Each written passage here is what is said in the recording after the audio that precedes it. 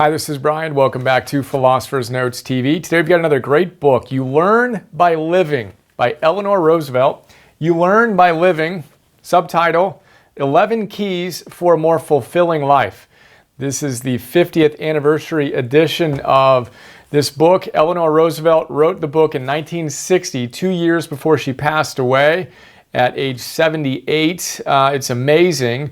Eleanor Roosevelt, First Lady for 12 years, and one of the most influential and powerful and loved women of the 20th century. This book is fantastic, beautifully written, tons of big ideas. Philosopher's Note with a number of my favorites. Let's start with big idea number one. She calls it The Great Enemy. Chapter number 2, Fear, the Great Enemy. You may know her husband, Franklin D. Roosevelt's quote, "The only thing to fear is fear itself." Well, Eleanor Roosevelt tells us every single time we experience fear, we need to stop and look it in its face and then do what needs to get done. She was a super timid and shy little girl and young woman, and she systematically conquered her fear one step at a time through a ton of self-discipline. As Ralph Waldo Emerson says, always, always, always, always, always, and he uses that many alwayses, do the thing you're afraid of. Stop, look fear in the face, and then do what needs to get done. And she says when you do that, you're going to discover courage and power and strength that you didn't know was there before. And every challenge you overcome, Joseph Campbell tells us, you get to swallow all of those demons, all of those challenges that you face and overcome. You get all of that power. You become so much stronger than you were before. But if you don't stop and look fear in the face and just kind of run the other way, you're going to lose your confidence. You're going to lose your power. So stop, look fear in the face, and then move through what needs to get done. We talk about this with the tools guys all the time.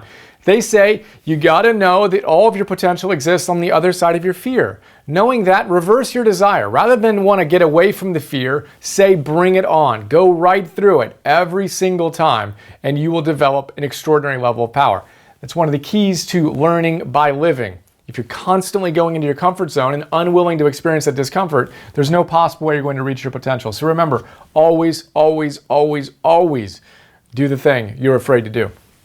Second big idea is to be useful. She tells us, look, anyone who goes after happiness by itself and for themselves exclusively is never going to find it. Happiness is a byproduct of committing yourself to something bigger than yourself. In the note, I quote Nietzsche and Viktor Frankl. Viktor Frankl, he has that amazing line in Man's Search for Meaning where he says that happiness cannot be pursued, it must ensue. It's a byproduct of committing yourself to something or someone other than yourself.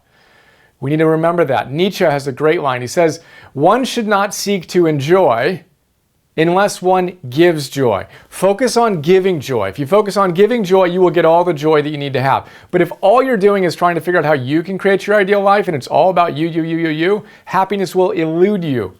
It cannot be pursued, it must ensue. It's a byproduct of you committing yourself to something bigger than yourself and finding a way to be useful. This is one of those opportunities to look outside the world, outside of yourself, at what the world needs, match that up with what you most enjoy doing, boom, there you go. That's how we discover and live our noble purpose. Then we've got Eleanor Roosevelt's Time Management 101. She shares 4 big ideas. She actually shares 3, then adds a bonus one on how to manage your time. She has a chapter on time and how important it is for us to step into and master the process of how we show up daily. So the first thing that she says we need to do is we need to know how to calm our minds. We need to be able to work and have a calm mind regardless of what's going on around us. Whether we have physical distractions, right, in our immediate environment, or the world is happening, right, in a very stressful way, we need to be able to turn that off, turn off our own thoughts and be calm. Step number 1 of time management, she says. And then the second thing is we need to be able to concentrate on one thing. She says you can do something in 15 minutes that will take you 30 minutes if you distract yourself. Just focus on one thing. Turn off all the distractions and get to work.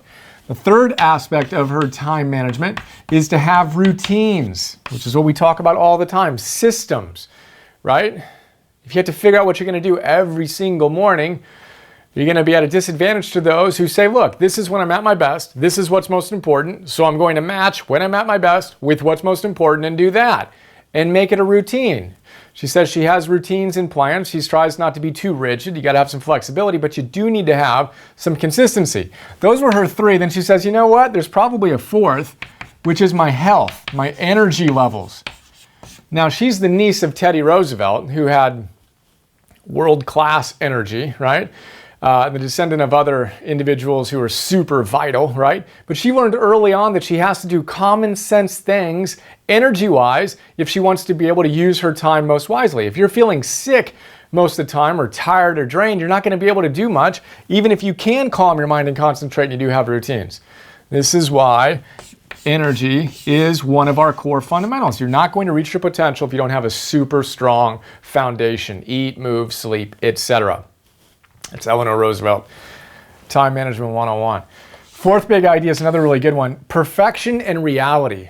She says that we need to have really, really high standards and go for perfection while embracing reality and the fact that we're never actually going to achieve perfection, which is pretty much exactly what Tal Ben-Shahar says in The Pursuit of Perfect. I'm actually preparing for Conquering Perfectionism 101, and this is going to be one of the key themes. Tal Ben-Shahar says that psychologists tell us there are actually two different forms of perfectionism. There's an unhealthy form of perfectionism and a healthy form of perfectionism. The difference between the two is that the unhealthy perfectionist actually thinks they can be perfect. The healthy perfectionist strives for perfection. They have really high standards, but they know they're always going to fall short. They embrace reality, but they don't get rid of their desire to strive for perfection. John Wooden says, you got to keep that. Go for perfection, knowing you're never going to hit it. But then today, see if you can get just a little bit better. And if you get a little bit better today, and you get a little bit better tomorrow, and a little bit better the next day, he tells us, John Wooden, those little things aren't a big deal, but pretty soon you've got a big deal. It didn't happen overnight, but you're moving toward it. And the way you do that is you try to make today a masterpiece while embracing the reality that you're never going to be perfect. It's asymptotic, as Dan Pink tells us in Drive.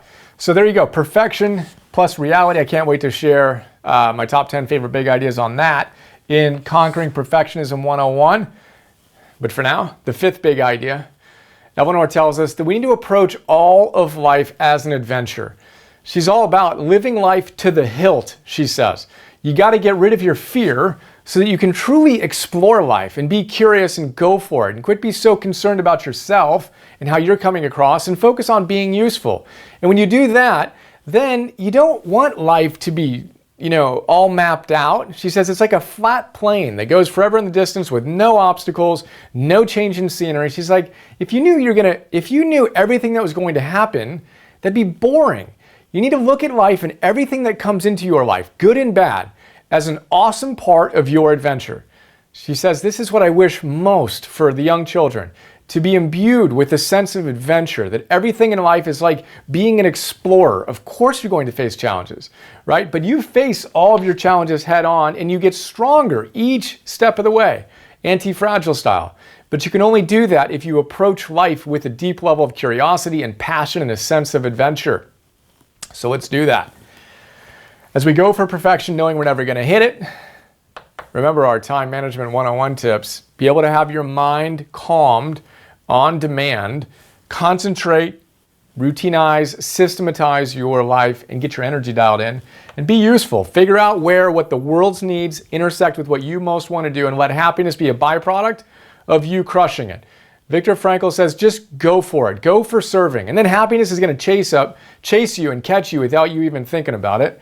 Always a good way to approach it. And then remember, every single time you face fear, you stop to face fear in the face, you gain courage and strength and power that you didn't have before you moved through that. Think about a time in your life where you had fear and you moved through it. And think about how much stronger you are now as a result of those challenges.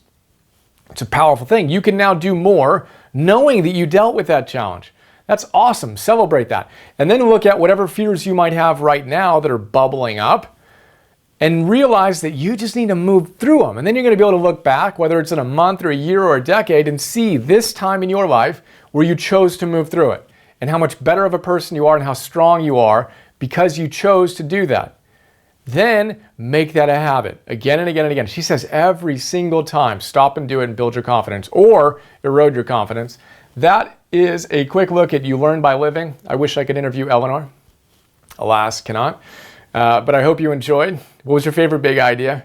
How are you going to go out and make that a bigger part of your life starting today? Get on that and have another awesome day. See you.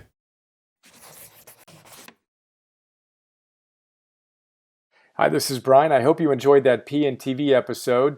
A lot of people don't know all the stuff I do beyond these free videos I share on YouTube, so I thought I'd do a quick video to give you an overview of our membership program that you can get access to and get a ton of other stuff.